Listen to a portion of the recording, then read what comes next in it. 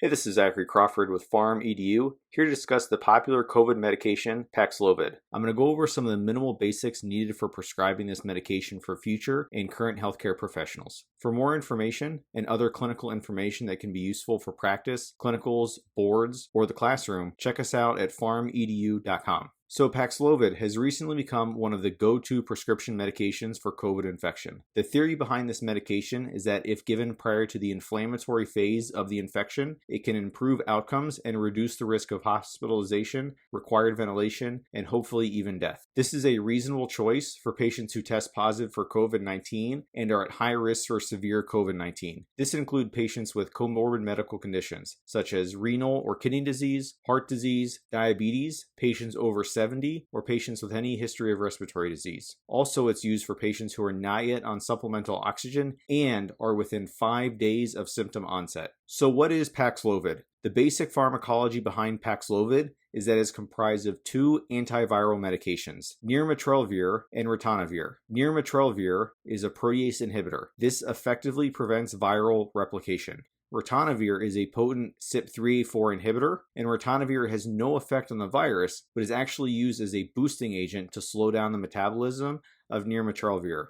In addition to identifying appropriate candidates for the medication, there are two things to understand when prescribing or administering Paxlovid. One is the dosing, and two would be potential drug interactions. So first, we will go over the general dosing for Paxlovid. This medication comes as a total of 30 tablets. There are 20 pink tablets of the nirmatrelvir and 10 white tablets of ritonavir. These 30 tablets are divided into 5 blister cards. So each card contains 4 pink tablets and 2 white tablets. For patients on the normal dosing, each blister card represents 1 day of therapy. So they will take 2 pink tablets and 1 white tablet in the morning, and then another 2 pink tablets and 1 white tablet in the evening. All 3 tablets of each dose should be taken together at the same time. The two biggest concerns in regards to dosing are patients with renal or liver impairment. Since a lot of candidates for this drug may also have risk factors, a good portion of them may fall into these two categories. First off, for patients with renal impairment, if a patient's estimated GFR is between 30 and 50, the dose is reduced and they should only take 1 of the pink nirmatrelvir tabs instead of 2. For these patients, there is a whole different product available with blister packs that only contain what the patient needs. Any patient with an eGFR less than 30 should not take Paxlovid. Second is patient with liver disease. Any patients with Child-Pugh Class C liver impairment should not be prescribed Paxlovid.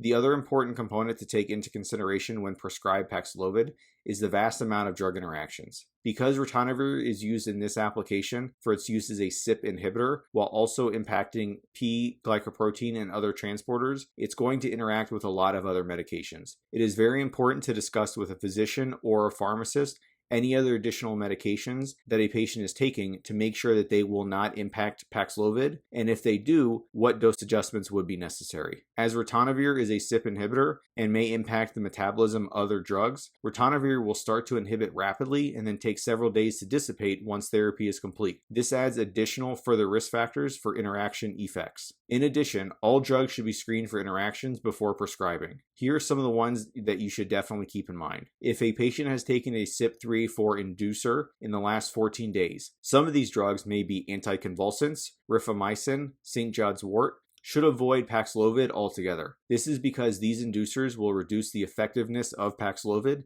and may ultimately lead to drug resistance of the virus. If a patient is taking a drug that interacts with Paxlovid that has a long half-life or narrow therapeutic window, such as some antiarrhythmics, antipsychotics, or cancer drugs, the risk of interaction may persist for several days beyond completion of therapy, and therefore the combination should likely be avoided. If a patient takes a drug that interacts that can be held, then you can hold the drug for the first day of treatment and resume 2 days after the last dose. Here are just some common interactions and recommendations that you should keep in mind, although this is not an all-encompassing list. Some drugs that you should likely avoid due to contraindication include amiodarone, dronedarone, flecainide, propafenone, PDE5 inhibitors like sildenafil and tadalafil, especially when taken for pulmonary arterial hypertension, and antipsychotics like clozapine and lurasidone. Some other common drugs that should probably be held and resumed 2 days later due to the risk of increased drug concentration include Xarelto, Tamsulosin, psilocin, statins such as simvastatin and lovastatin, and some of the benzodiazepines like clonazepam and triazolam. Lastly, since Paxlovid consists of 2 antivirals that are also used for HIV treatment, a lot of prescribers question what to do if the patient in question also has a concurrent HIV infection, especially if they are currently taking a regimen that already contains a booster like ritonavir or cobixistat. The answer here is that all patients in this category should continue their current HIV regimen without any dosing changes to be made before, during, or after Paxlovid. There is a possibility of more side effects, but so far the studies have only showed that there have been mild complaints of taste changes, GI upsets, and myalgia. This concludes a brief review on Paxlovid and what to keep in mind when recommending or administering this medication. As this is a brief review, this does not substitute for medical advice.